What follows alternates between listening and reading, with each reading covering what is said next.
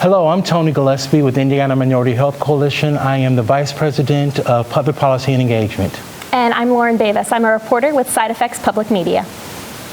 The issue of infant mortality and maternal mortality has gained prominence in conversation around the state due to a lot of celebrities of colors who have shared their birthing experiences.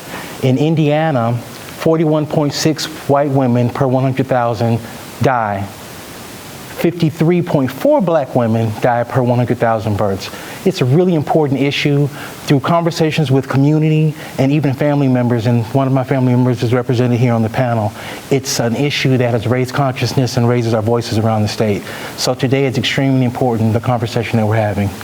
Yeah, we're here for the first part of a two-part conversation in partnership with the Indianapolis Recorder newspaper to talk about infant and maternal mortality, and in particular, its disproportionate effect on our communities of color.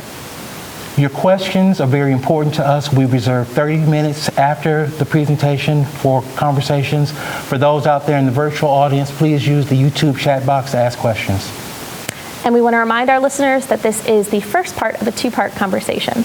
We knew early on that this topic was so important that we couldn't dedicate just one event to it. So stay tuned in the future for the second part of that conversation.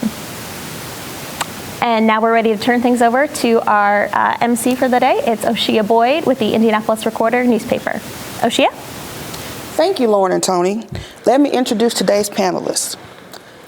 Dr. Indy Lane, an obstetrician and gynecologist at Community Health North Hospital. Bianca Wilson Gillespie, an advocate for infant and maternal health who was trained to be a birth doula. We'll find out what that means in a moment.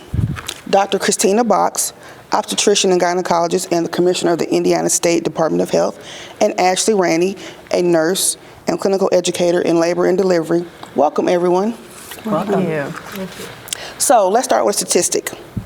According to the United Health Foundation, which publishes America's health rankings, women here in Indiana die at twice the rate of the nation as a whole, before and immediately after birth, 21 to 42 per 100,000 births. And black women's deaths are even greater. What is going on? Who wants to start? Well, I'll be happy to start. As the state health commissioner, it's really depressing to see the statistics with infant mortality and also with regards to maternal mortality. We know that our nation as a whole, compared to other developed nations, has a significant issue with both of these factors. But when you look at Indiana, you start with women who have a higher incidence of smoking and higher incidence of obesity, which then leads to increased risk for high blood pressure and for diabetes. Those factors, risk factors, definitely increase a risk for a maternal death with pregnancy. Okay. Well, let's keep unpacking the numbers. For black women in Indiana, the rate is more than 53 deaths per 100,000 births, 2.5 times the national rate. Bianca, you're a mom. What goes through your mind when you hear a statistic like that? It's pretty gut-wrenching, and just to piggyback off of Dr. Box, it just speaks to high blood pressure, the obesity rate amongst our African-American women in low-income areas, and it contributes to that, and something needs to be done definitely about it. Me being a doula in training, I'm dedicated to providing my services and educating as many women as I can to get those numbers down. So can you tell me a little bit about what you do as a doula, and what is the difference between a doula and a midwife? A doula is a trained professional who provides emotional, physical, and informational support to a mother in labor. A midwife does those things in addition to prenatal care and actually delivering of the baby. Okay. So it sounds like, from what I'm hearing, Dr. Box and Dr. Lane, and as well as you, Ashley, that a lot of things that are determined before a woman is even pregnant, or kind of there in the pregnancy, kind of comes out during the pregnancy. And so we need to be thinking about some things as far as health care before pregnancy. Is that what I'm hearing? Absolutely. You know, preconception visit, preconception care is essential so that you can have a conversation with your doctor. You can talk about ways to minimize some of these risks for complications in pregnancy. If you don't have that discussion until you are well beyond the first trimester, it's too late in some instances to intervene so that you can have a healthier pregnancy and a healthy baby.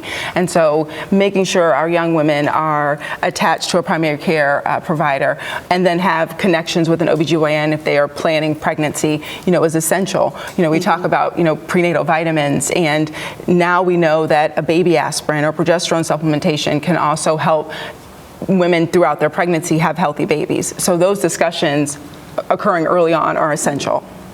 Even as early as just having a visit with a women's care professional so that you can talk about planning your reproductive health, planning when you want to become a parent, so that we don't have as many unplanned pregnancies where people are very ambivalent about it. And actually, as Indy says, getting those health factors addressed, and even the socioeconomic factors that may be a barrier to them getting care or to be able to get into care and sustain that through their pregnancy and after. I think it's really important that education starts in the community early on. We neglect to bring that to the school setting where our childbearing age young teens start sometimes early on creating families and having children. So if we can educate them on the importance of getting healthy, a proper diet, exercise, it can kind of help further the impact of things and decrease those morbidity factors and comorbidities that they're bringing into the pregnancy early on. So you've kind of hit on something that I want to go back to, the prenatal care. So we have statistics from the state on prenatal care. About 72% of white women get prenatal care starting in the first trimester, but it's only 58% of black women. Our goal in the Healthy People 2020 plan is close to 80% for the state, right? How will we get there, since it will require raising access and utilization of resources by a huge degree? I mean, that's really 58% for black women, 72 for, I would think it would be higher. So getting that access to care, depending on whether you're in a rural or an urban area, is really two different stories. We have 33 counties that either don't have a hospital or the hospital does not have obstetrical services. So being able to get care closer to home for those women, to get them into prenatal care, follow them through pregnancy, they still have to go to a different county to deliver, but at least we know that they're in care and getting all of these factors that we know are risk factors for maternal and fetal morbidity and mortality addressed. But when you look at our highest risk zip codes, of those 13 highest risk zip codes from our 2016 data, at least 7 of those are right here in Marion County. 1 is in Lake County and 1 is in Allen County. So those are areas where we know that there is care available. It's a question of not getting women connected to care early in pregnancy. And how are we going to connect them to care? How will they trust the healthcare provider? How will they know the resources that are available to them? So that's why the governor this year is supporting, as part of his agenda, our OB navigation program, which the purpose is to attach women to a community-based healthcare provider that actually will walk through the pregnancy with them and will address getting into prenatal care, will address things like the high blood pressure, the diabetes, and the other issues that we've talked about, substance use disorder or smoking in pregnancy, but also make sure that they help to remove those barriers to a woman getting into care and then sustaining that care through pregnancy and then getting the care for her child after delivery.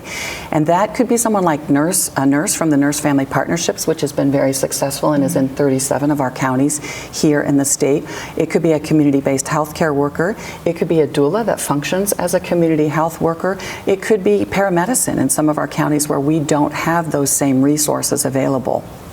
Now, I want to make sure that when we're talking about mortality rates for specifically black women, that we don't just focus on the mothers who may be of a lower socioeconomic class, because when it comes to maternal mortality rates, it cuts across all socioeconomic classes for black women. Why is that? What is going on there? For me, I think it's just those predisposed factors and bias that naturally everyone has. I remember being in school and reading in books, and it had, black women tend to not make much noise when they're in labor, or usually cry out when they're transitioning. It's just those type of things that you get from education that people read that take in the book? Yes, I did. And you take that literal and people apply that when it's not necessarily true. I mean, everyone copes with pain differently. So we have to sometimes put what we've learned to the side and look at the individual, not what literature says they should be responding and how they should be responding. So. Anyone else have any thoughts? I think we have to have a better understanding of our cultural differences too.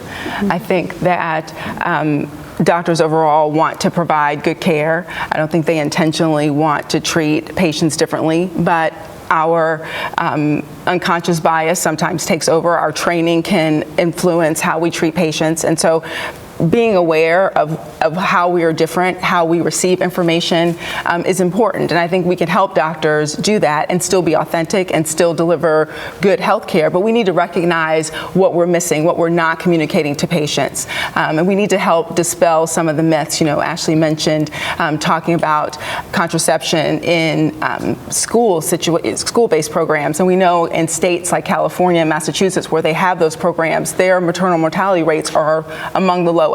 And so we need to dispel myths about the safety of contraception so that young girls are not getting pregnant, and so they can, you know, focus on their education and not run the risk of having some of these complications. We need to talk to them about the importance of prenatal care and in all honesty, help them navigate the system in terms of what happens if you get pregnant and you don't have insurance so that you can present early. That should not be a barrier. The fact that you're uninsured should not prevent you from seeking the care that you need and you deserve. Now, does having insurance pose a risk for some moms because their insurance maybe is complicated or they don't quite understand how to navigate their insurance? Because it doesn't always mean you have to have Medicaid or Medicaid, but maybe you have insurance, but it's not the best. Maybe, you know, maybe you pay a lot and you get very little. So what's going on there when you do have insurance? Well, some insurances don't cover obstetrics. You can have a choice between covering your obstetrical services or not covering it. So we still have that. What we find today is that many people take very high deductibles on their insurance so that they can afford their insurance. But unfortunately, that makes them somewhat functionally uninsured because that means they don't reach out and do some of the preventative care that we would really like them to do, like come to see the gynecologist or the family doctor before they decide to conceive, or reach out for contraception because there's going to be an out-of-pocket expense there for them. Okay. Well, so Bianca, as a doula, how do you help moms kind of navigate this this kind of murky water? And again, it goes into the informational support. And a doula care is not an insured. It's not insured. Okay. Assistance it's not covered to have a doula. So that's something that you would have to pay out of pocket for currently. And the hope is that Indiana will become one of the states where that it is a recognized health benefit to moms to be. In addition to that, I just kind of feel like kind of to piggyback off of what Dr. Boxer said earlier, is oftentimes women of color, we don't go to the doctor. So when we go in for that prenatal visit, we're finding out that we have high blood pressure. We're finding out, you know, we look at our bodies, but you know, who wants to look at themselves and say, I'm obese? You know, not many people want to, you know, identify that way until they see that OB, and then you're being told, hey, you need to lose some weight. This is happening, or these are the potential problems that, you know, can arise, especially now that your body is working for two now, you know, so. And that brings up a really important point, because the first trimester, normally whatever your blood pressure is reflects what your blood pressure probably typically runs non-pregnant. But then in second trimester, we actually see a decline in that blood pressure. So if we don't see someone till 20 or 22 weeks, we may be thinking, wow, they don't have a problem with this. You know, they look great. And then we see this huge climb at the end, and we really don't know what their baseline blood pressure was. So even something as simple as when you're in CVS or Walgreens, putting your arm in the blood pressure machine and checking your blood pressure, you know, taking advantage of looking at that. And really, for a young, healthy woman, that should definitely be below 130/80. Okay, 130/80. Okay. So I want to kind of go back to something we kind of alluded to earlier, but we kind of moved on. When we talk about challenges for women, especially Black women, there often comes implicit bias comes into play. We actually have a clip of a young woman who we interviewed for an article that we did with Side Effects in the Recorder, discussing her experience with her doctor.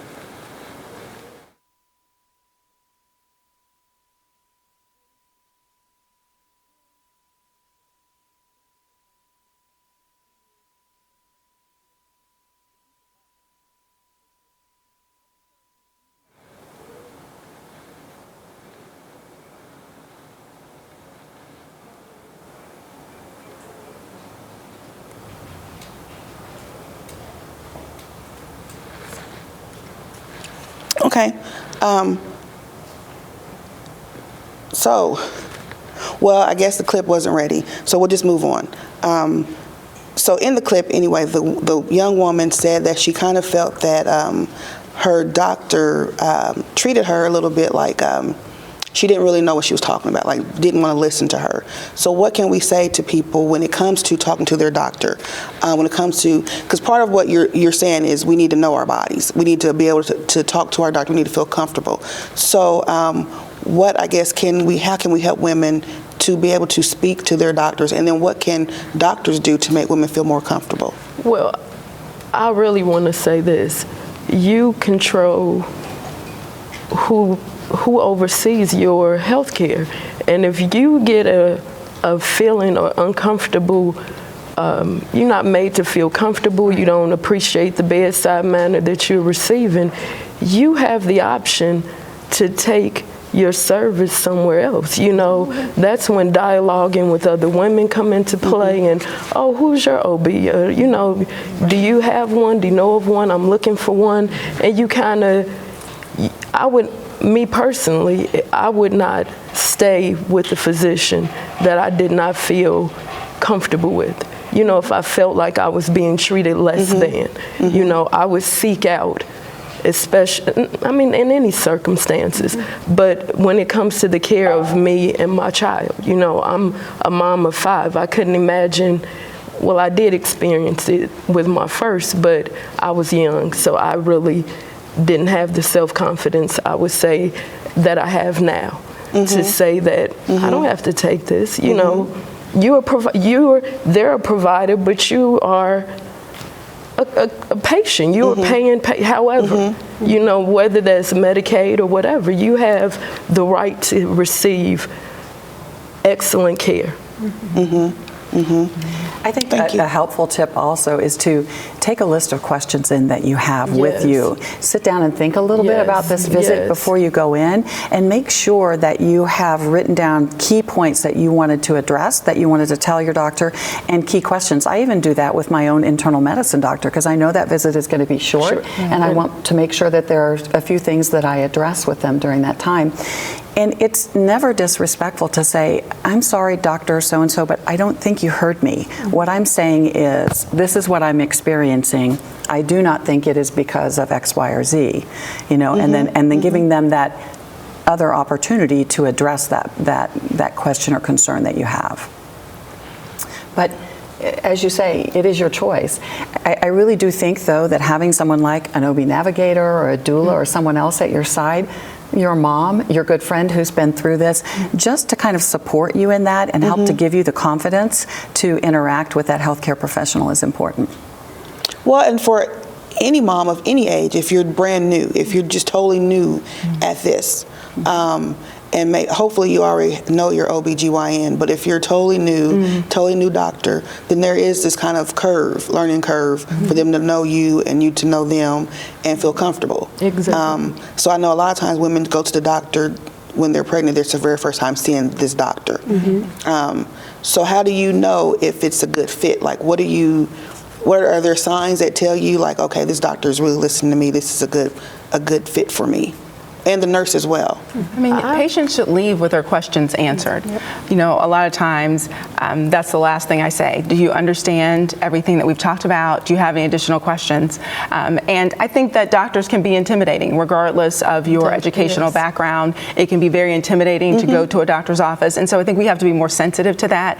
I think that we have to also incorporate team-based care with the OB navigators, nurse navigators in the office, behavioral health specialists, social workers, so that they should be embedded in our offices so that we can make sure that we're meeting the needs of all patients. Maybe my patient doesn't want to talk to me about her social situation, her living conditions, or the situation with her significant other, but perhaps a social worker can help bridge that gap. So we need to recognize as healthcare providers where we're deficient in terms of our training and in terms of our time. You know, the reality of it is you all, you know, we go to the doctor and the doctor doesn't have, you know, 30 or 40 minutes to spend with you, unfortunately. That's the way our healthcare system is set up, but we can bridge the gap with ancillary services that I think will take care of the entire patient.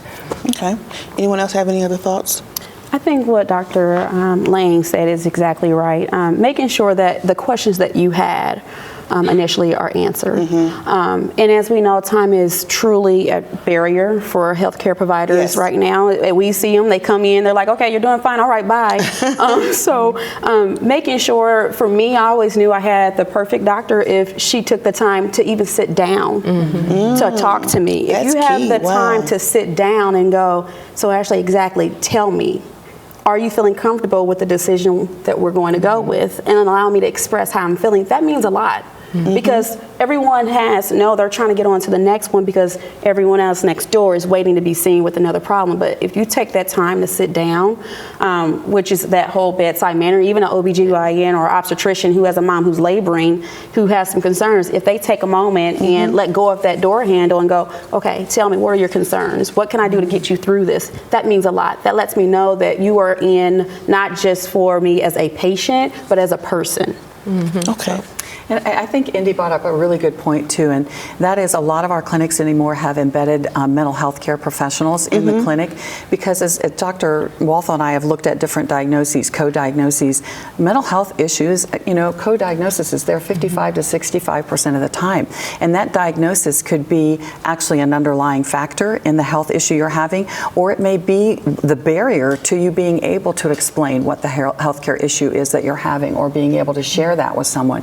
So just the fact that you can share just a little bit with your doctor, enough for your healthcare professional to know there's something not right here. Would you like to take a minute to actually speak with X, Y, or Z so that they could talk with you about this longer? And I think that is so important, because I always tell women, every one of us at some point in our life goes through a time when we need some mental health support. There are ups and downs in everybody's lives. I know just losing my mom in the last year and a half has been an incredible struggle for me. So those moments come, and I always call it a season of your life, just like having children, you know, like retiring, that's a season of your life. And I think that we should understand mental health as being a very vital part of our health care. Well, we have a lot of work to do in that area in general. So here's something. So there's a memorable line from the first Indiana Jones movie when Indy was trying to recover from a physical battering. He says, it's not the age, it's the miles, implying that wear, tear, stress play a big role in health. And that's kind of what mental health plays a big role in that. That was meant to be funny, but it's also true, apparently. Researcher Aline Geronimus confirmed the notion in her investigation of Black maternal and infant health. She called it weathering, and I'll quote, namely that the health of African American women may begin to deteriorate in early adulthood as a physical consequence of cumulative socioeconomic disadvantage. She also noted in a later study that weathering is associated with what she calls high effort coping, and that applies across the socioeconomic spectrum. So your thoughts on that, because that does play into the mental health. Well, I would say that one of the number one causes for infant mortality is preterm birth. And we know that preterm birth in women who have high stress level hormones on a regular basis is higher. So there's very good evidence out there, and I'm sure Indy could speak to this too, that indicate that women who are chronically under stress, chronically trying to figure out how to keep the lights turned on and food on the table, get transportation, get their children to where they need to be or get to a job, that kind of stress leads to to issues with the pregnancy itself. It increases our blood pressure, if nothing else, right? Which increases the risks associated with pregnancy. And I think that just being a minority in America, you know, even if you have a very good situation financially, you always, you know, feel that people are making judgments about you, whether it's about your work ethic or about your social situation. And a lot of times in professional situations, you are still maybe the only female or the only black female in that environment. And there's a stress associated with that, just being different and feeling as though you have to kind of go the extra mile to prove that you are worthy of being at the table. So I think that even if you are not in a low income area, if you're a professional, you're well educated, you still feel some of that stress, and maybe that's why we're seeing the same poor outcomes regardless of education or socioeconomic levels. I think certainly that plays a small role in it as well. Well, and you kind of alluded to that earlier today when we were just chatting about kind of a microaggression that you encountered, and just how that plays a role just in your mental health wear and tear of just having to prove, like you said, prove yourself to that you know you do belong here. Right. And that's a constant thing, and it is wear and tear. Do you have anything to add? Yeah, Ashley or Bill? Dr. Lane and I had a discussion earlier where she, in a report, had made a comment about the lack of black staffers in healthcare, and I totally agree. I've worked at 3 different hospitals, and at 2 of them, I was the only African-American nurse, and at the other, out of like 200 employees, I was one of 5. And in itself, that's an issue, because I, again, got to prove myself that I'm worthy of being here and I can give great care. But on the flip side, being the patient, from the viewpoint, you don't encounter the same race. So then you feel uncomfortable. Exactly. I got to be a certain way because I don't want them to have false pretense of who I am. So, but when you're able to be with your peer, there you do act and talk a different way. And you know, you shouldn't have to, but you just don't feel comfortable at times outside, you know. Well, that's what I was going to say. It brings a level of comfort. Absolutely. To see someone with the same cultural background as you. And understanding. There's a sense of, you know, that you would feel comfortable when you see someone with the same cultural background. Go anyone else? I think you can be sensitive. You can be a part of a different race and still be sensitive and authentic. I think that we can't, you know, as Ashley and I talked about, you can't teach someone to be well versed in what goes on in black culture or Latino culture like someone who grew up that way. But you can be sensitive to it, and you can be well educated about the differences and the cultural differences and how they view family or how they view childbirth and how they view the hospital system. Okay. Because a laboring woman, empathy doesn't require you to have the same cultural background. You know, and a woman in labor, that's the most vulnerable you could ever be is in that moment. And to have somebody who is empathizing with you, and you know, you're not looking at color, you're looking at, this is someone who is giving life. How can I provide the best service to her? Because your birth story, you know, I share my birth story with my children. You know, they know it. We talk it, I tell it every birthday. I share their birth story. So that's something, you want that to be a happy story. You want it to be memorable and just like, you know, you don't want it to bring back negative memories for you. Because what's the greatest thing we do as women, is bringing life into the world. And it's probably one of the most 2 to 3, maybe 4 or 5 most important days of your life, right? Yes. And so even though it may become usual, you know, the same thing for us over and over, to every couple that is a unique moment in their life that they will, for, as you say, ever remember. Oh, definitely. And our goal is to enhance that and make that as positive an experience as possible. Well, the video is ready now. So let's cut to the video. Finding an understanding doctor has been a challenge. She says her white doctor seemed uncomfortable in an exam room with a young, mixed-race patient. You know, like when you could tell, like when like you're in high school, like a girl just doesn't like you. It was like that feeling, but like with just another person in a different predicament. Okay. Well, we were kind of already going into solutions, and I think the video kind of gives us another segue into talking about solutions. So, how do we make short-term improvements in what Sierra experienced, and then we were talking earlier in just what we experience in general when we go to the doctor or we're in labor and we're having our baby? Are there any short-term things we can start doing now, or are there things going on now to improve these horrible statistics? There are a lot of professionals that go through inherent bias training, that you can get training just to kind of point out to you as you walk through this with your partners or your friends or your colleagues at work or at the hospital, to understand what inherent biases we may have that we really haven't recognized in the past. Now, is that a requirement, or is that just volunteer at this point in time? I think that some professional organizations or companies do that as a requirement. I think that I'm not sure of any hospitals or clinics that do that as a mandatory thing.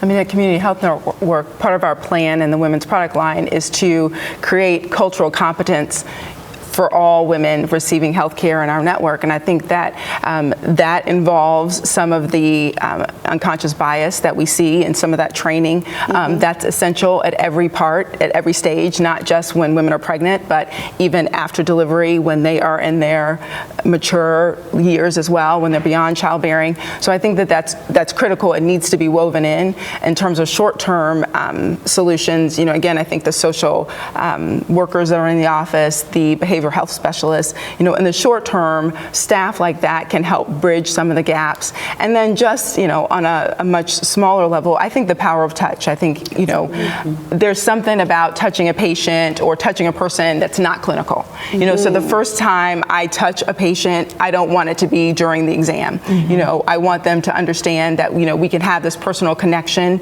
You know, it doesn't have to be clinical. And that young lady that spoke, you know, she may not have felt like that they even wanted to touch her. You know, when we feel like girls don't like us, you know, don't want us to be a part of their clique, you know, they're not touching us in a positive way. So I think that, you know, touching someone in an appropriate way, obviously, transcends, you know, race and all of that. That shows the patient that you care. Well, that's something very powerful that you just said, the power of the touch. Because have you noticed that when you've touched someone, that it just, whatever stress they were under, even if they didn't want to tell you initially, that they just kind of just comes out. It just starts pouring out, that they just tell you all these things going on. And then you're able to give them better care just from that one human moment. Have you experienced that before? Absolutely, and they feel like they can trust you. And I can't understand every situation that a patient has, and I don't understand every culture. I see a lot of different women from a lot of different backgrounds, but I think you have to be authentic and say what you don't understand and how can I better help you. You know, does this make sense? And I don't have all the answers all the time, and so I think that, you know, just expressing to them that I'm not this, you know, I went to school to do this, but I'm just like you. You know, I put my pants on the same way you do. I'm not better than you. I have more education in this area of medicine, but I don't know anything about accounting, you know, or what she may do as a profession. So I think that that's important to let them know that we, you know, are human and we have, you know, faults, but, you know, let's work together. Let's work through your issues and come up with a solution. And that's when the empathy comes into play, when you're able to say, you know, I'm here to assist. I'm here to give you the best care that I can. Everything you said to me relates back to that, that, you know, you're making me feel comfortable, although we might have differences, you know. And I think the other thing that this brings to mind for me is that when we talk about women that are in a critical situation, specifically in labor and delivery, because that's what we all deal with, that moment that you can just reach out and say, it's going to be okay, we have this under control, your baby's fine, and this is what we're going to need to do, even if you don't have the length of time you'd like to have to go into the whole process with them. that is so reassuring to them to know that you have that and that you care. And I think then after they've been through a traumatic experience, because thankfully not that many women do die in childbirth, and so consequently we have a lot more near misses, like 100 times more near misses than we actually have women who die.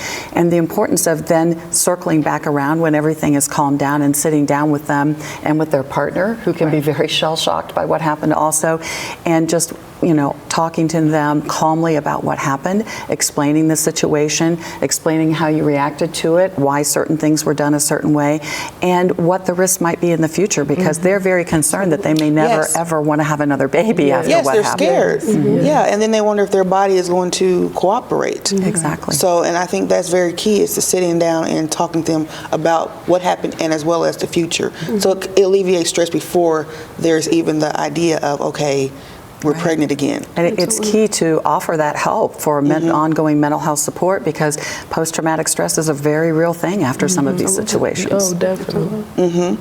I think it's really important to not only touch, but to plan, in the sense of talking with your provider about what you are wanting and desiring during your labor experience. So many women come in and they have no plan. They just kind of go with whatever the doctor say and whatever the nurse say. But if you can take the time with your partner to actually have a plan written out of your wishes, and if they can't be honored, then your doctor explaining to you why, or that nurse explaining to you why. That's going to, one, allow you to have more control over your care. And it lets everyone know of the team your desires, so that if they do have certain things they want to do, they know, okay, I got to let her know the importance of us carrying out this, although it's not part of her wishes. And that in itself just makes a big difference. So they know that, okay, you did everything that you could to honor my plans. So you feel listened to. Absolutely. Because you can't foresee the emergencies, but you know that they were listening to you and they cared about what you wanted. You feel empowered too. Absolutely. And you can have that birthing plan, and of course I have to do the plug, the doula with you as well. And you can have, okay, if this happens, then you can kind of have a backup birthing plan in addition. But we all know things happen. You know, nothing goes planned, especially in childbirth. But as Ashley said, you have that birthing plan in place. Oftentimes, or women don't even know to even, hey, I can make a birthing plan. I can come to my doctor and say, this is what I would like, this is what I would really not like. I would not like to have an episiotomy if that can be avoided. You know, and what are your thoughts on using a vacuum and forceps, and you know, those questions being asked, and that way you get a sense of what they beliefs and practices are, and they get a sense of what your expectations are. Absolutely. And I feel like having a doula, which is again a service that many women don't know that is available to them, kind of can be the bridge between, you know, and kind of, if something can happen, kind of tell mom, you know, well, this is why they aren't going to be able to do it, you know? Yes. And just kind of play that middleman and support mom throughout. Well, since we're talking about solutions, I want to make sure we bring this up. The Indiana General Assembly has passed 2 bills regarding the perinatal experience. One created the Maternal Mortality Review Committee, that's Senate Bill 142, and the other mandates establishment of credentialing based on level of care for birth centers, and that's Senate Bill 360. So from a policy standpoint, what else does Indiana need? And do you think this is enough?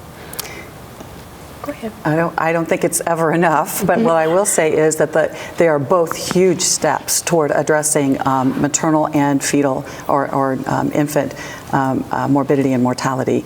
The levels of care basically is to ensure that a mom and a baby, whatever risk factors they have, that they deliver at the proper level of facility that can actually address, not only with personnel, but with equipment and technology, those risk factors. And we know it's already been shown that levels of care in NICU has decreased infant mortality and morbidity significantly. It has been shown that those areas like Arizona and some other states that have done this for maternal mortality and maternal care has also decreased that. I think the maternal mortality review care, some people would say, well, it's kind of too late at that point, isn't it? But the reality is to go back and to dive deeply and to look exactly what factors led to us losing that mama and what could we have potentially changed, then allows us to go forward and to develop policies and programs, or to give extra education at that particular facility or those particular individuals to make sure that we can then help the next person that comes along afterwards. And that has been also shown to decrease that incidence. I think we need legislative support for postpartum care as well. Many women, whether they're privately insured or whether they have Medicaid, get one postpartum visit, generally around 6 weeks. And even the American College of OBGYN is saying now that women need to be seen. This is a continuum of care, that we should see women back as early as 3 weeks, then 6 weeks, and then even some women at 12 weeks to make sure that as they're going through this postpartum period, that they're not having new challenges that will affect their health. And when we look at maternal mortality, that's over a course of a year, you know, a death over a course of a year. And if a woman, one, only has insurance until she's six weeks postpartum, or only has had one visit, and maybe she didn't go to her visit because she had to go back to work in 4 weeks. So our postpartum care needs to be revamped. Our education about your postpartum experience needs to be revamped, and we need support from insurers to allow doctors to see patients more frequently in the postpartum period and not feel as though they're going to be penalized financially. I agree with that. I think the standardization of care is really, really important.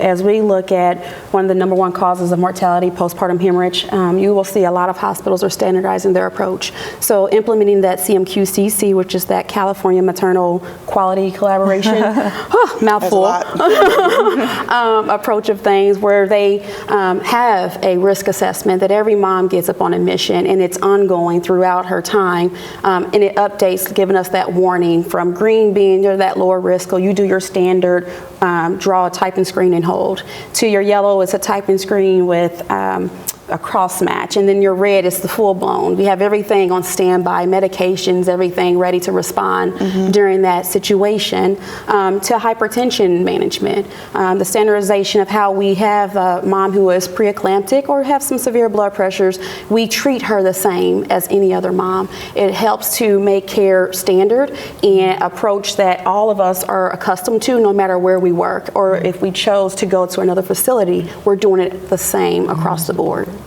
Something as simple as if a patient presents postpartum to the emergency room, making the obstetrician on call be called about that patient, because she may show up with high blood pressure and they think, oh, let's give you a little diuretic here, you probably have extra fluid and we'll send you home.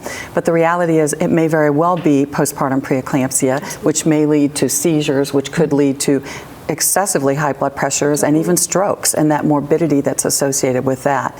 So it's really important, as Ashley's saying, to have those kind of standardized things within your hospital system and your clinic system to make sure that we continue to think of that patient in the postpartum period, and even for that first year, because postpartum cardiomyopathy frequently won't show up till later, where your heart doesn't function as well and you actually end up with issues with congestive heart failure.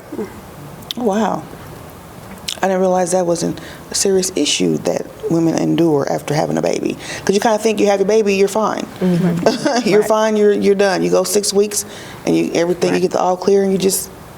But a third of those deaths are going to happen in the postpartum period. And I think that that's important for women to realize, that they are not out of the woods just because they've been discharged from the hospital. They have to be cognizant of the changes that are happening to them. If they are short of breath, that is not normal. That is not a function of being up with your baby. If they have a fever, that is not normal. They need to call their healthcare provider. And then when they do, as Dr. Box says, when they do present to the ER, our staff need to recognize that, a fever and a postpartum postpartum patient may be a little different, or shortness of breath in a postpartum patient. It could represent preeclampsia. She could have fluid in her lungs. It's not pneumonia. It could be a pulmonary embolism. So we have to do a better job, again, in that postpartum period where we're seeing women die frequently. Well, and educating women, because so many times, like you just said, you think you're tired, you're sleepy, you don't know, you just put it off of, oh, this is because I haven't been sleeping very well, or my body's a little weird, but probably not a big deal. Not realizing that it really is a big deal. You need to go back and be seen immediately. Right. Well, one thing that I do know is a lot of hospitals have a lot of new graduate nurses. So they're still trying to learn. So sometimes they may not do a great job of educating the mom on the importance of understanding by, 2 weeks or so, you should be feeling back normal. And if you're not, feeling comfortable calling your physician and saying, hey, I'm not feeling well. A lot of times you will hear patients who wait for a long time to come in. They go, well, I didn't want to bother the doctor, or it was the weekend, I knew it was a holiday. It doesn't matter. You still should be calling to be seen if you're not feeling like yourself within 10 to 14 days or so. That's good. That's a good tip to learn, to know. There are perceptions on both sides, black and white, regarding how care is rendered in Indiana and in the U.S. in general. What do we do about the larger, more difficult issues stemming from those perceptions, at least as they relate to maternal and infant mortality? I think we've kind of alluded to these earlier, but I kind of want to just bring it back to give succinct things we can do to really move things, progress things along. I think as women or patient's perspective, you have to listen to your body. And as the caregiver, you have to listen to your patient. That plays a big role. Listening to your body, being able to convey what your symptoms are, what's going on, and getting a response. Not being kind of, oh, you'll be fine, but have that checked out. Have, listen, have someone there to listen to that. Okay. I would say at the state level, it's really important that we start to address these health inequities and these disparities, and to talk freely and openly about them, and to make sure that the programming and the resources that we put out there for our legislators to vote on and to fund are actually programs that we believe are going to address those disparities specifically. As a provider, I think it's really important that we start to model for the other people on the ward, the nurses we interact with, the respiratory therapists, the neonatologists, the anesthesia people, all of my partners, the respect that we need to have for every patient, regardless of their ethnicity or their socioeconomic status or their race, whatever that is, that we need to have that respect and to model that respect. I think, too, we have to not expect patients to always come to us. There's a lot of distrust of the healthcare system. There's a lot of misinformation. There are a lot of myths about healthcare, about prenatal care, and in general. And so working with community leaders and going to churches and educating, support people, so that they can disseminate good information. So if a grandmother finds out that her granddaughter is pregnant, she understands that she can't wait until she's in the second trimester. She needs to call and get care right away. And so I think we need to do a better job at the school level, at the church level. We have to educate our communities better about how to receive health care and the importance of health care.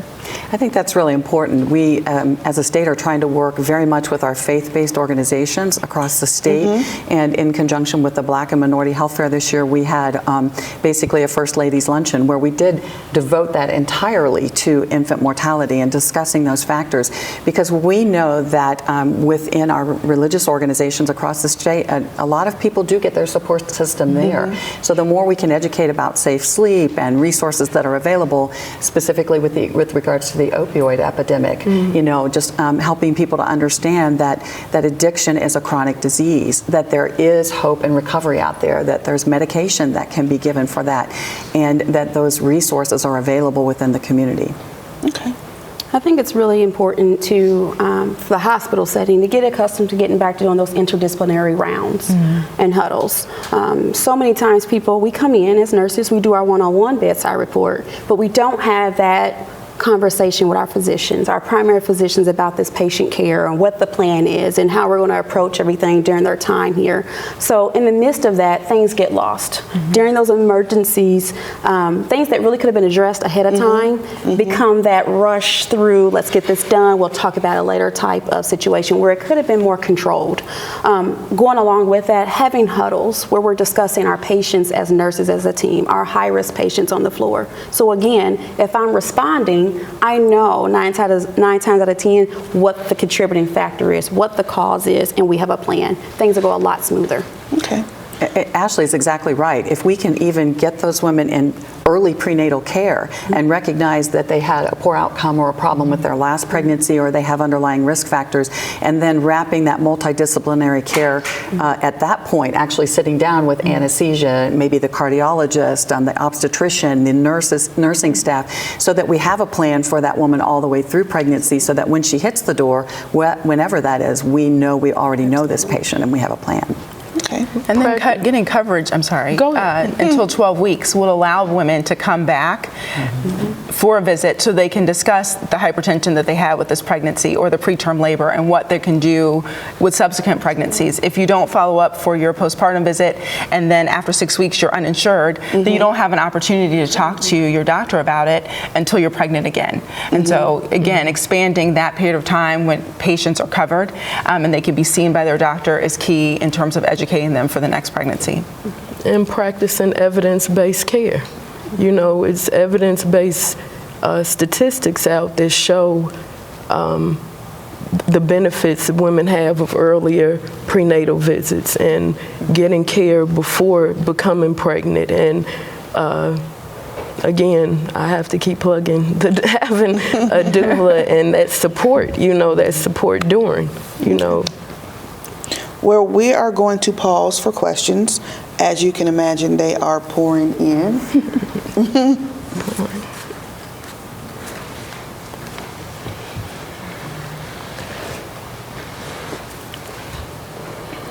Bianca, this one's for you.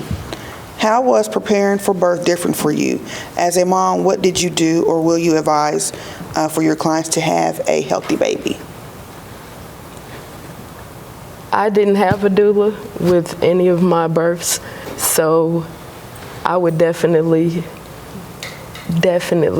say have a doula present, even if you have a partner or mom or sister, because a doula doesn't replace that person. They're there to support mom and dad, mom and grandma, mom and aunt, or soon to be auntie, and whatever, the whole family as a unit. I have 4 different birthing experiences. I have twins, but 5 kids. So they were all completely different. And for me, I would have greatly appreciated having a doula. My husband was present, wonderful. Couldn't have done it without him, but he was in his own crisis, We needed the doula there. He needed his own doula. Right, we needed the doula there, so. Okay. This is for everyone.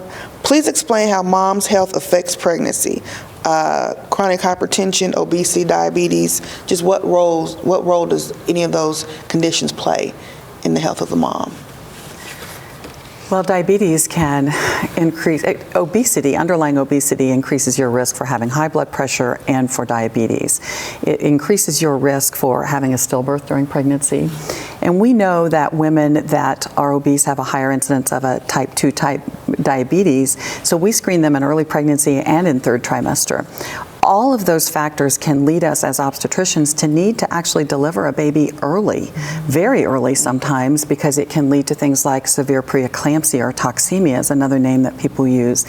And in those cases, sometimes babies don't survive or babies have significant morbidity associated with that from being very, very preterm. So those are issues that are really important.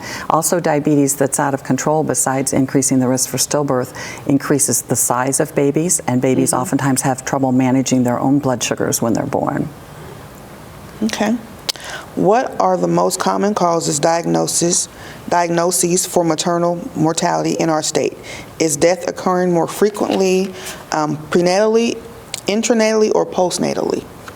I guess that'll be postpartum. So about 70 to 80% of deaths will be either during the pregnancy or in that first 42 days after delivery.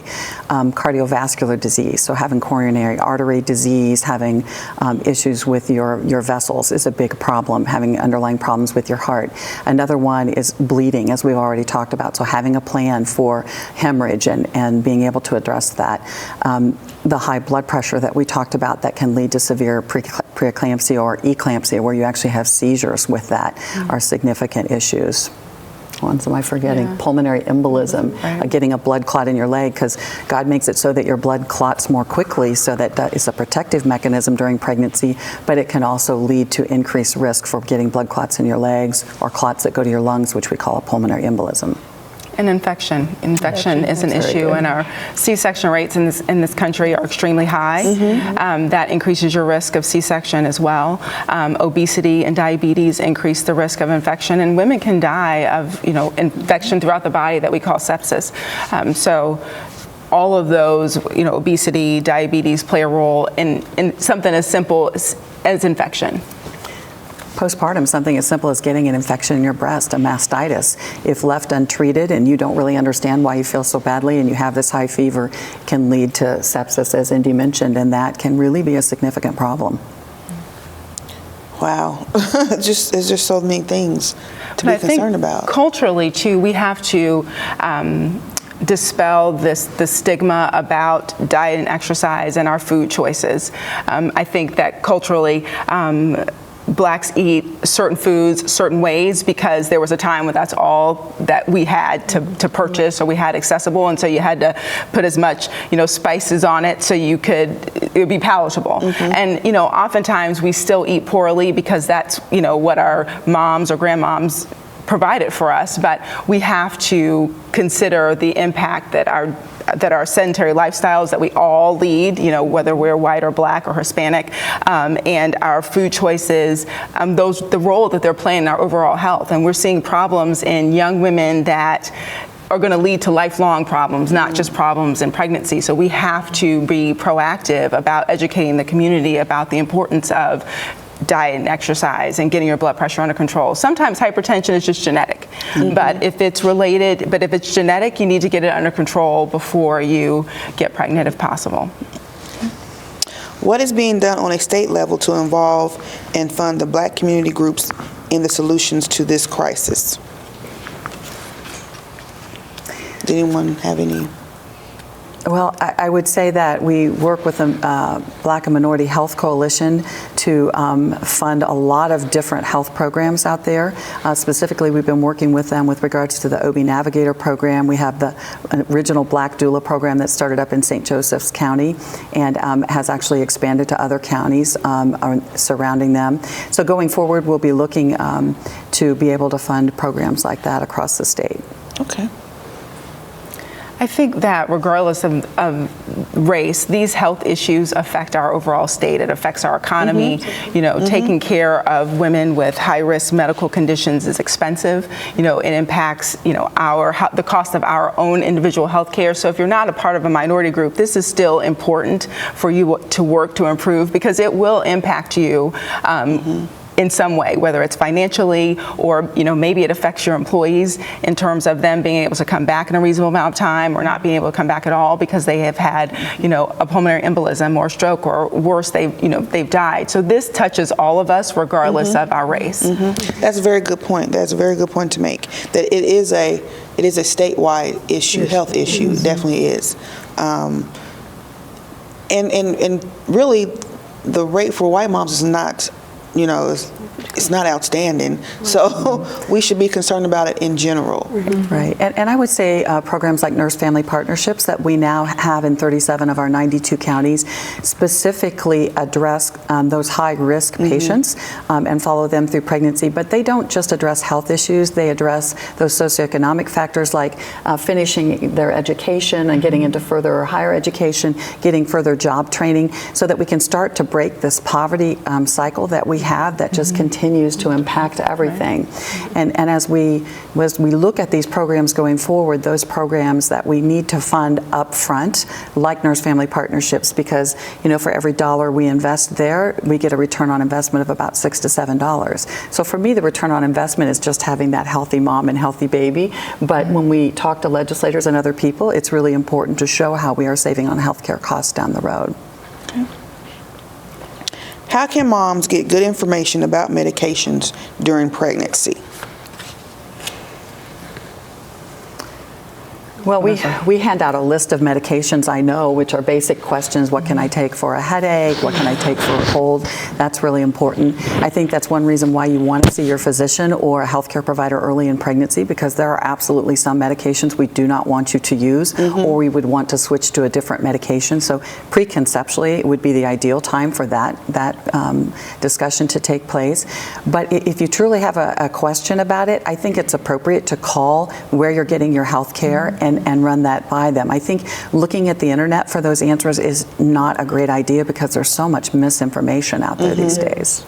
Right. And if you're pregnant and you don't have a provider and you're at CVS or Walgreens, just ask the pharmacist rather than take a risk, an unnecessary risk. Okay. This is a really good question.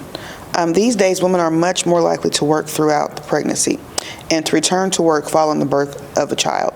To what extent do working conditions play a role in pregnancy and birth outcomes?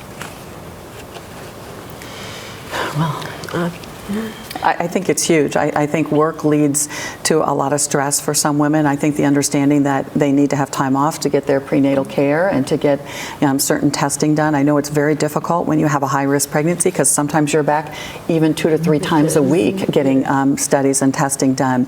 I think that postpartum, and I know you'll talk more about this, but it's really important that you have a work environment that supports breastfeeding and allows them the opportunity to pump and to continue to breastfeed. That is definitely part 2. Yes, that's definitely part 2. So any other thoughts about? Well, other countries have, paid time off for women in the postpartum period. I think that when you feel the pressure to come back to your job for financial reasons, you don't spend the time to breastfeed like you should. You don't follow up with your provider because you can't take time off work. So we kind of need to restructure how we look at prenatal care and postpartum care, at an employer level as well. For those who do not have commercial obstetrical care, have a HDHP, or are ineligible for Medicaid, what's the recommendation for the best way to get prenatal care or early OB care? I don't know of an instance who wouldn't be eligible for. Well, I think, first of all, I've had certainly in my practice times over my career where people have lost their insurance or their husband was fired basically and hired back on as a contract employer so they didn't have health care. And my goal as the obstetrician was to do my part and always take care of that patient. And I find that most hospitals will have some type of a service where they will, for a cash upfront or part of it upfront, help that individual to get care. I like to believe that the individual that wants to get care can truly get care. And if they're having issues with that, I would really like to see them reach out to our Moms Helpline at the State Department of Health, and I would actually work within whatever community they're in to try to see what we could do. It's the Moms Helpline? Okay. Do you know that number off the top of your head? I do not. I didn't mean to put you on the spot. I'm so sorry. But I would like to say that I think most hospital networks have people that can help women navigate the system. And there are lots of resources that I wasn't even aware of as a provider to help patients that are uninsured or lose their insurance. So again, not having insurance should not be a barrier to care. And there are facilities that will allow you to get care on a sliding scale basis based on your income. So there are plenty of resources. It's difficult sometimes navigating the system, but there are resources for women that don't have insurance. So a lot of it is just asking. Absolutely. And being open and upfront with your doctor. Right, and educating our staff too, because if I don't know that these resources exist, then the person taking the phone call to schedule the appointment doesn't know that these resources exist as well. So as healthcare networks, we need to educate everybody that touches a patient. Do the statistics on maternal mortality among women of color include women who are refugees? Is there outreach to refugees in Indiana so that they know how to access care? Yes, there is. With regards to, for instance, we had a population in southern Indiana that had issues. It was a Haitian population and had several pregnancy losses and complications, and we were able to help them hire a Haitian provider, a nurse, to be involved with that community, and their outcomes have been tremendously different. Mm-hmm. So finding somebody that is community-based, that community trust is so important, mm-hmm. and that's the kind of thing that we need to do across the state in our different communities. Okay. What stands out as fixable on this topic? Well, I think one good thing is to start reviewing every single one of these maternal mortality cases and to determine which ones of those would have been preventable and exactly how we could have prevented that, and then to institute some of these programs that we know and we're already doing mm-hmm. in many of our hospital systems into every single delivering mm-hmm. hospital in our state, so we can address that early on. With infant mortality, something as simple as safe sleep alone on their back in a crib, not with blankets, not with stuffed animals, but in a sleep sack of some kind. So the State Department of Health is going to be giving out books in Spanish and in English with regards to safe sleep. And I'd like to get safe sleep sacks that we can actually say maybe this side up, and then the hospitals could do their individual logo on it. So we lose 14% of our infant mortality is from safe sleep, and that seems like something we really ought to be able to make a difference. And I am a huge proponent of prevention, and like we kind of touched on before, getting into communities, into the schools and talking about preventative medicine, helping our healthcare system needs to be better about connecting patients with primary care doctors so that they can get good health care before getting pregnant. I think contraception, providing affordable contraception to young girls that are sexually active so that they don't get pregnant. And we know that, teen pregnancy increases your risk for preterm delivery and some of these complications that we discussed, not to mention it changes your potential to finish school mm-hmm. And to be able to be financially independent. So we need to work on those programs as well as improve our prenatal care.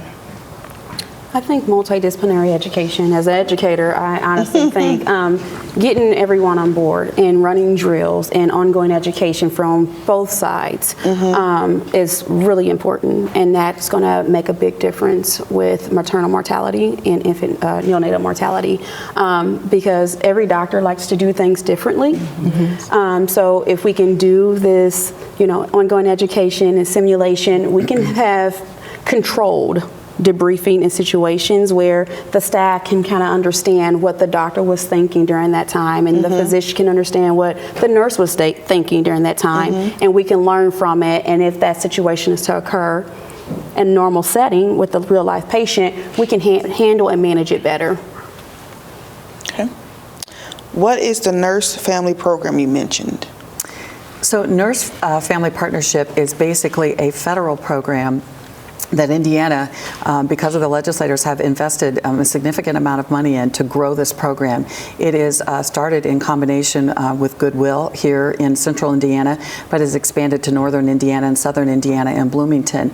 And basically that started, their original concept was to attach first-time moms that were being seen prior to 28 weeks to basically a nurse to follow them through on a weekly basis and see those individuals in their communities, in their homes, and help them with not only education about their pregnancy, but helping them to complete education, making sure that we're addressing social determinants of health that are an issue or mm-hmm. a barrier to getting care, and then helping them to get further job training and follow them for the first 2 years of the baby's life afterwards. And it's been a very successful program. It is an expensive program up front, but it is extremely successful in outcomes.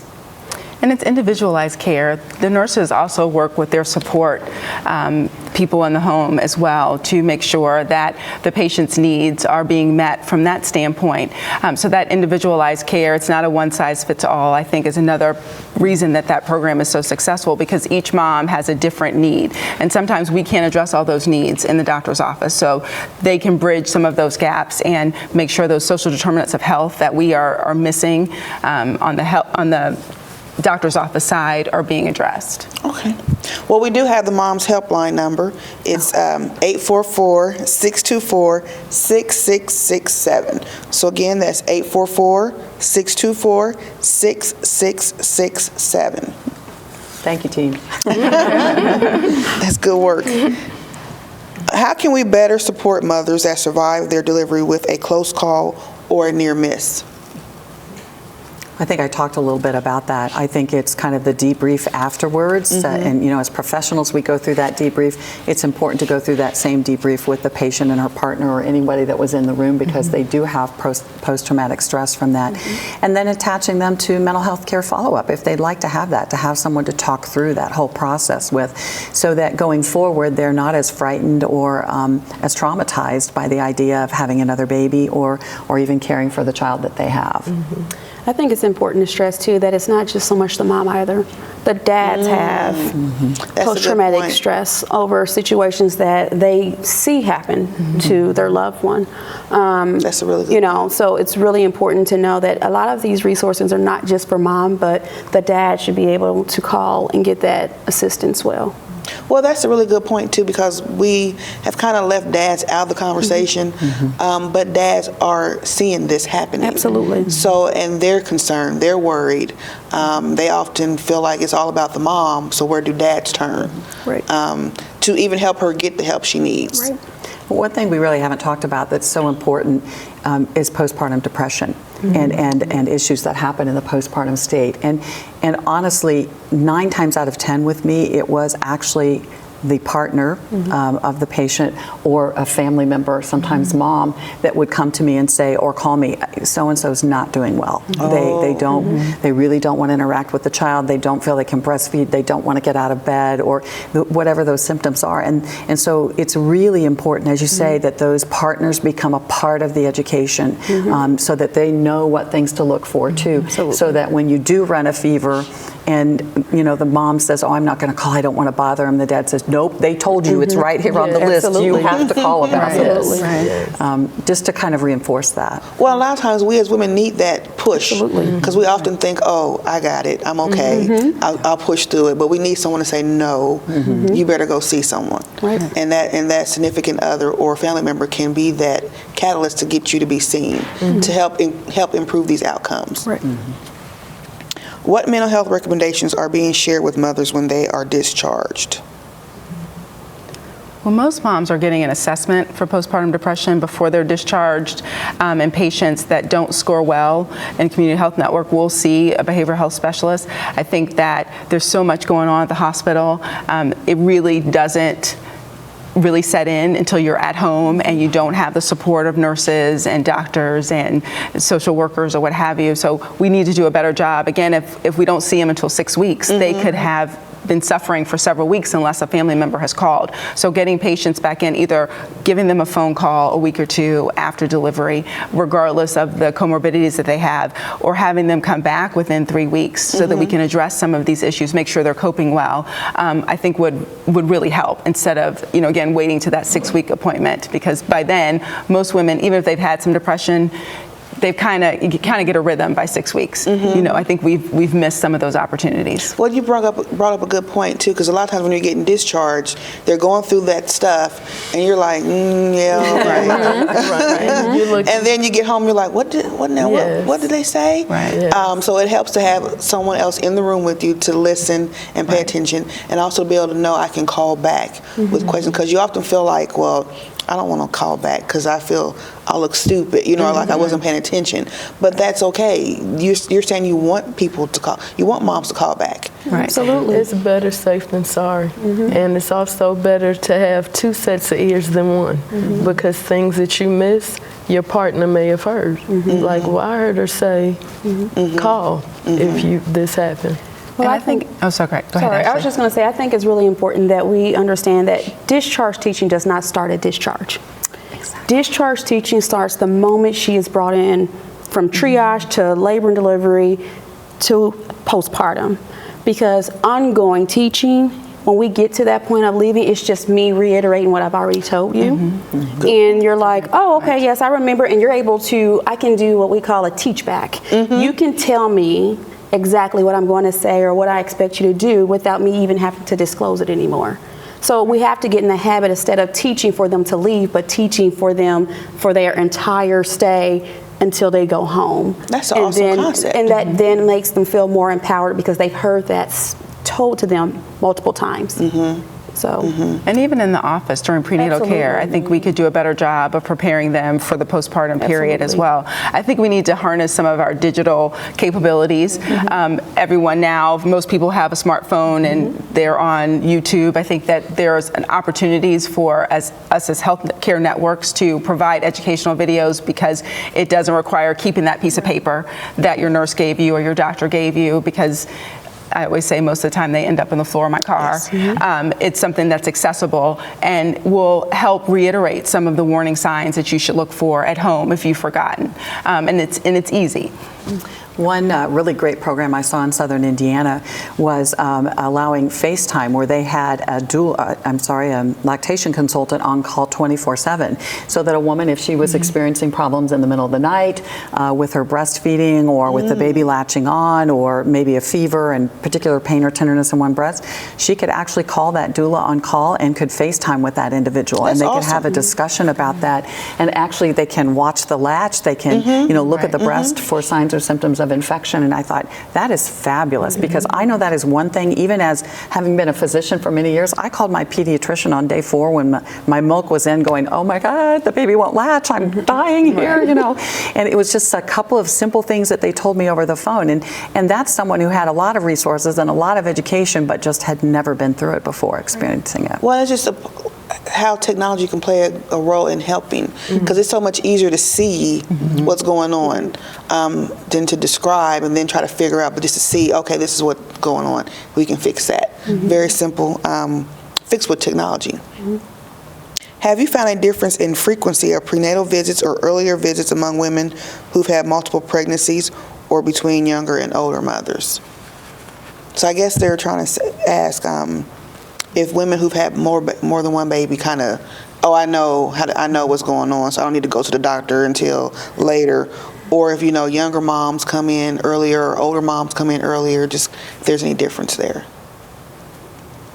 I think it's all across the board. I don't know that I could, just generally say older moms come in sooner or later or whatever. I think it really varies. I think it depends a lot on their comfort level, and I think that it's just really important for everyone to understand, even though you've been through this before, you're an older mom now, it could be totally different than your last pregnancies. So you really can't count on it continuing to be the same thing each time. Okay. Indiana State Department of Health data says that some of the maternal mortality data is unstable. Can you explain this? So when if we try to look at infant or maternal mortality or infant mortality in a particular region or a particular area, sometimes there's not enough cases to really make an understanding about whether that is truly a manifestation of statistics or just the numbers that we're looking at. So when we put down at Indiana State Department of Health, this is an unstable rate, it's because the numbers usually impact that. Okay. Thank you for that clarification, because I know sometimes looking at data, it gets very confusing. Is there additional funding available to this serious education and awareness, as well as provider training throughout Indiana? So for what now? I'll read this again. Yeah.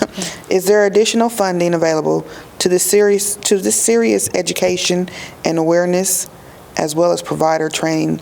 Maybe there should be education and awareness issue, as well as provider training throughout Indiana. To this serious issue. So they're asking, are we doing additional training? Well, we've asked medical schools, nursing schools to become a part of the answer to this issue with further education and training in these areas. Something as simple as getting more HPV vaccination out there. Can your dentist talk about it? Your pediatrician talk about it? Do we talk about it in all areas of part of the state? So it does start with educating our healthcare professionals.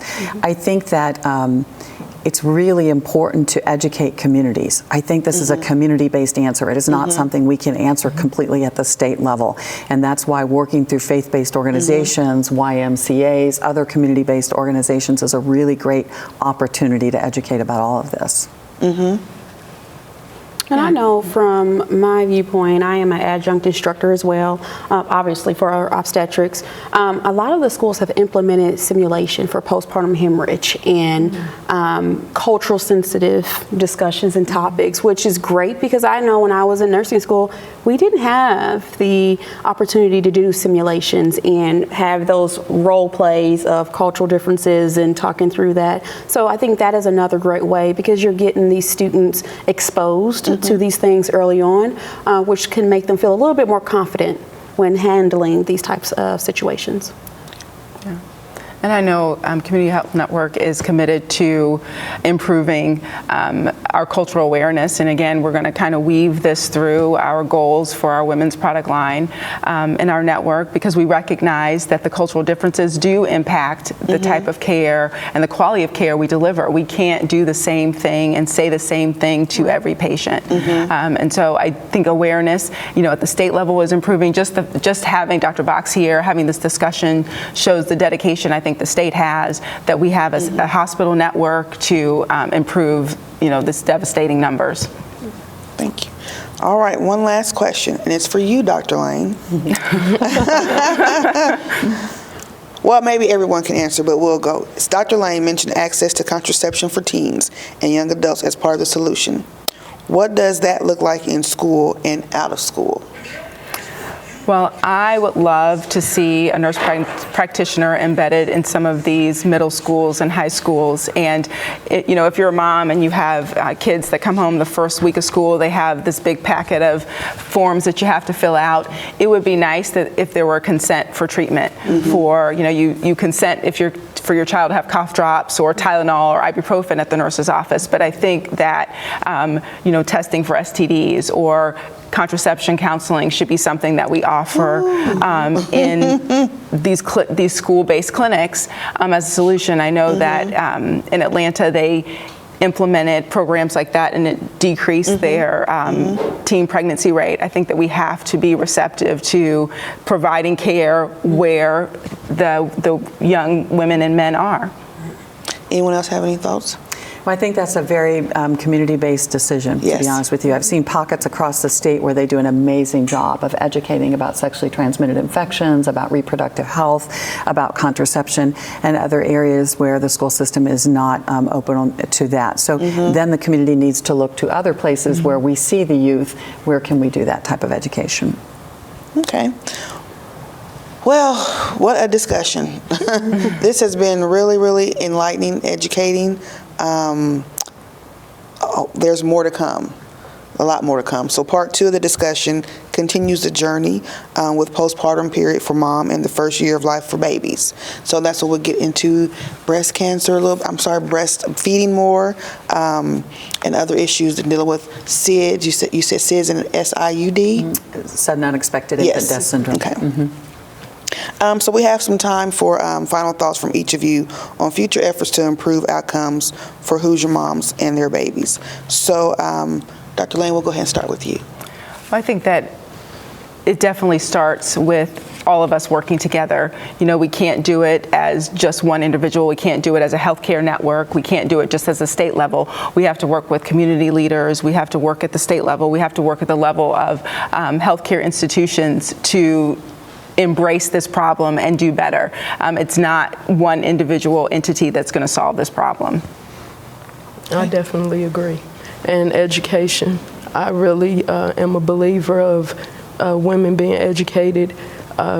Prenatal care is important, but also birthing classes are important, and seeing a primary doctor, just to piggyback what was said earlier, and just to work more, care for each other more, and support each other more.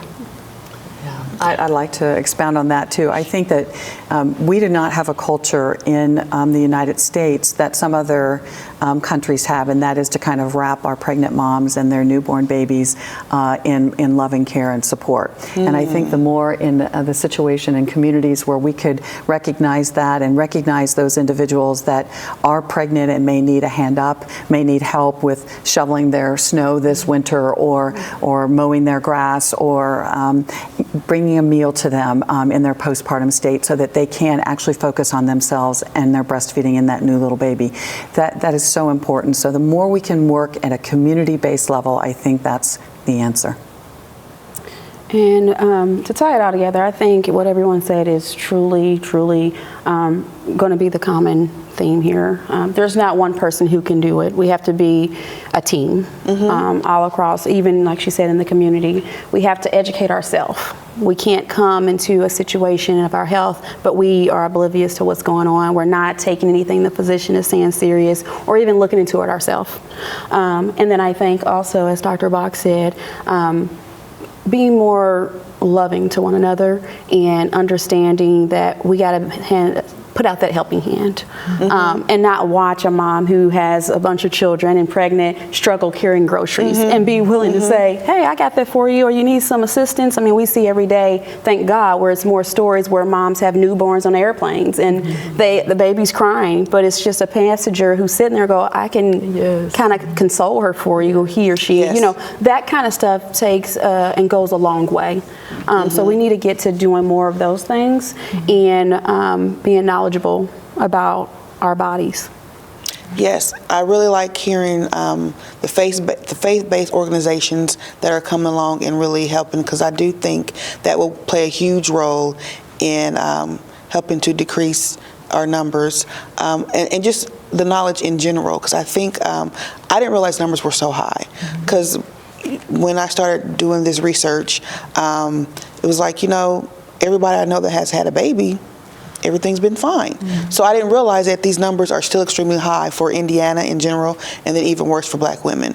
So I think it's very important for us to do these types of discussions where we're just educating the masses on how important this is, just for our state. And I don't think that many people realize that your pre-pregnancy health plays such a huge role in your pregnancy health. I knew it played some of a role, but not as big. You know, you're supposed to work out. You work out, and you can keep working out, you know, when you're pregnant. But, you know, eat right. But you don't really realize that who you are before you become a mom will really impact who you are as a mom, and impact your kids, your children as well, and those significant others. So I think that's pretty much wraps it up for us today. Again, looking forward to part 2. We'll have different guests. Hopefully you guys will tune in. Absolutely. Thank you. Thank you for having us. Thank you. Thank you all for coming. Thank you.